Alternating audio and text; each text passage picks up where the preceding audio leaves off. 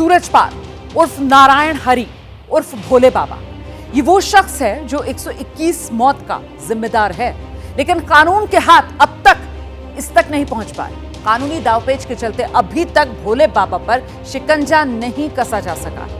SIT report में तो बाबा को क्लीन चिट तक दी जा चुकी है, लेकिन जो कुछ हुआ और जिस तरीके से हुआ उसी के चलते क्लीन चिट सवालों के घेरे में है। और इस बीच एबीपी न्यूज लगातार बाबा को लेकर पड़ताल में लगा हुआ है और उसी पड़ताल के तहत एबीपी न्यूज की टीम भोले बाबा से जुड़ी उस जगह पर पहुंची जो इस भोले बाबा उर्फ सूरजपाल का, जहां से उसकी शुरुआत, वहीं से बनने की कहानी में सबसे महत्वपूर्ण जगह है।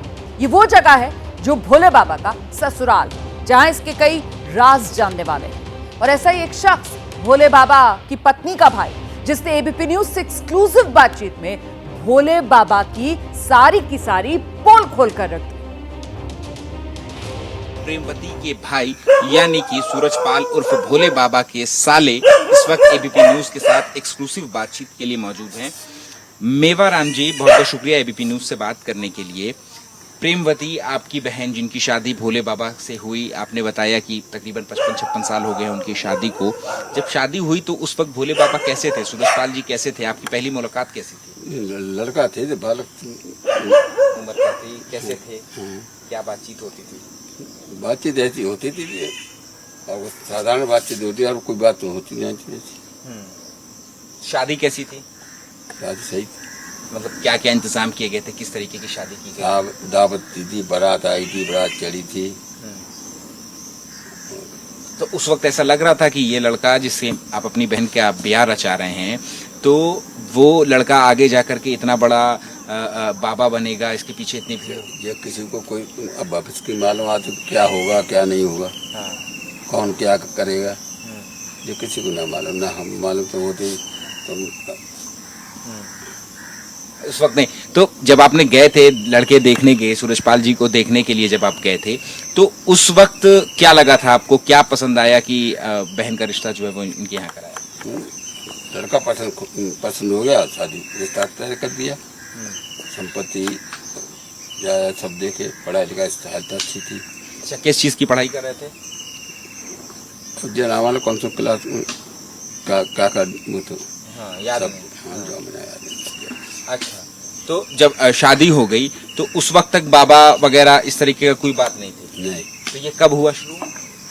ये 2000 से शुरू हुआ। शादी हुई है आपकी साल 1968? 1968। हाँ, ये 2000 से, मतलब शादी के 32 साल के बाद ये शुरू हुआ। फिर उसके बाद क्या हुआ 2000 से बताइए, जब वो अध्यात्म की तरफ गए, बाबा की तरफ बनने के लिए गए, तो उसके बाद क्या हुआ? उसके बाद सत्संग करते रहे। कहाँ पे? अब जन कहाँ बता पा, हम साथ छोड़ रहे हर जगह। लेकिन आपको पता तो चलता होगा ना?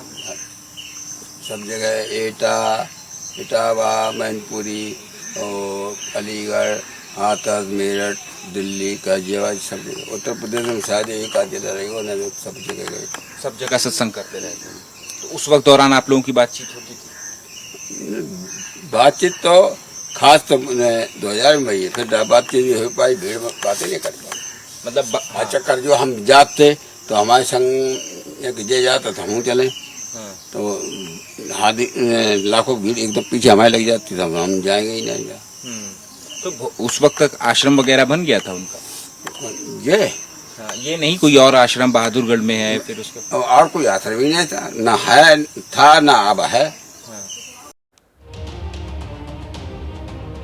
और आइए सीधे आपको लेकर चलते हैं, हमारे साथ हमारे सहयोगी संजय त्रिपाठी इस वक्त मौजूद है। संजय, सबसे महत्वपूर्ण सवाल इस समय यही बना हुआ है कि एफआईआर रिपोर्ट आती है, उसमें बाबा का दूर दूर तक नाम नहीं होता। एसआईटी रिपोर्ट आती है, उसमें बाबा का दूर दूर तक नाम नहीं होता। ये बाबा को बचाने का खेल खेला जा रहा है क्या?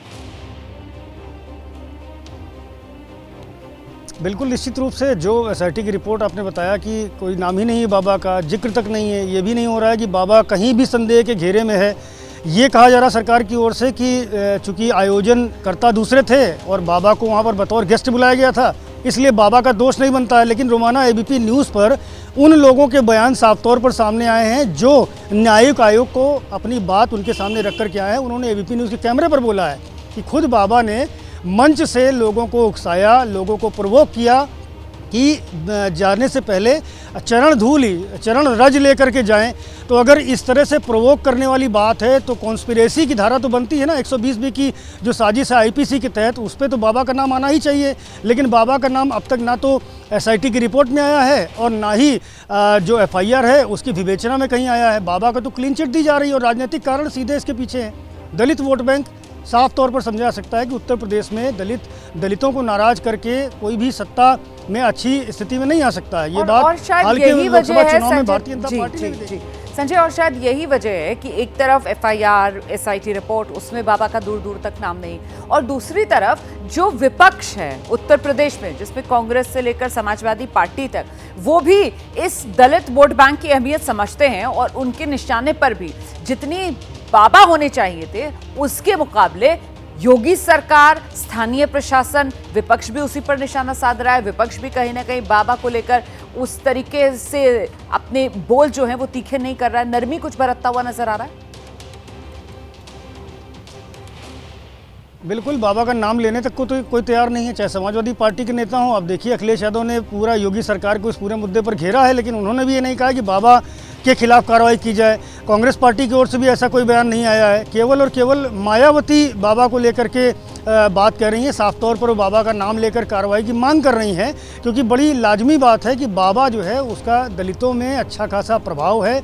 दलित जाति से जुड़े हुए लोग जो है बाबा के अनुयायी हैं और मायावती नहीं चाहती हैं कि कोई दूसरा उनके अलावा उत्तर प्रदेश में कोई ध्रुव बने जो दलितों का हितैषी होने की बात करे, दावा करे। क्योंकि मायावती का तो पूरा का कोर वोट बैंक जो है वो जाटो वोट बैंक है और दलित वोट बैंक है, और बाबा इन्हीं दोनों में अपनी अच्छी खासी पैठ रखता है। अब लोकसभा चुनाव की बात कर लें तो दलित वोट बैंक छिटका किसका? मायावती का और भारतीय जनता पार्टी का। गया किसको है? समाजवादी पार्टी को और कांग्रेस को। तो ऐसे में सीधी बात है कि नरमी बरतेंगे ही, क्योंकि इसी नरमी का फायदा आगे लेने की उम्मीद भी कर रहे हैं समाजवादी पार्टी और कांग्रेस समेत दूसरे जो विपक्ष के नेता हैं। तो बाबा पर सीधे तौर पर हमलावर केवल और केवल बहुजन समाज पार्टी है। सरकार भी नरमी बरत रही है। लेकिन आपने बहुत सही बताया कि बहुजन समाज पार्टी जो है वो बाबा पर, मायावती जो है वो कहीं ना कहीं हमलावर नजर आ रही है, लेकिन उसके पीछे भी उसी तरीके से वो वोट बैंक वाली राजनीति, जिसके चलते सत्ता पक्ष से लेकर अन्य विपक्षी दल, समाजवादी पार्टी से लेकर कांग्रेस तक, जो उस तरीके से बाबा के खिलाफ सख्त बोलते सुनाई तो कम से कम नहीं पड़ रहे हैं। जैसे ही घड़ी का काटा दोपहर 2:30 पे आए, बबीता जी का दिल सास बहू साजिश के लिए मचल जाए। और ये है इनकी बहू, पूरे दिन ऑफिस की टेंशन हो जाए गॉन जब ये करें अपना फेवरेट शो फ्री टाइम पे ऑन। इनकी तरह आप भी देखें अपना फेवरेट शो अपने टाइम पर और डाउनलोड कीजिए एबीपी लाइव ऐप अपने स्मार्ट टीवी पर।